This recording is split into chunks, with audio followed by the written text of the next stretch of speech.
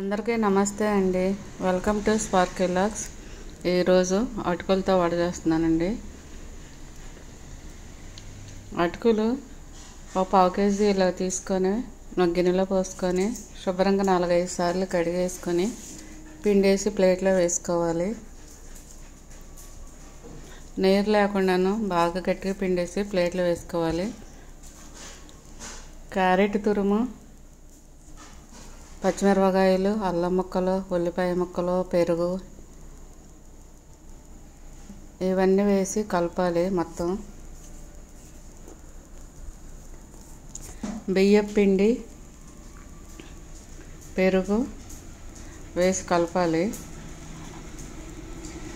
ఉప్పు మీ రుచికి సరిపడినంత,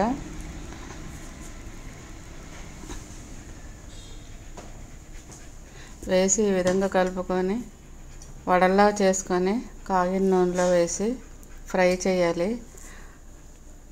అటుకులతో వడ రెడీ అండి. నా ఛానల్ లైక్ చేయండి, షేర్ చేయండి, సబ్స్క్రైబ్ చేయండి. Thank you.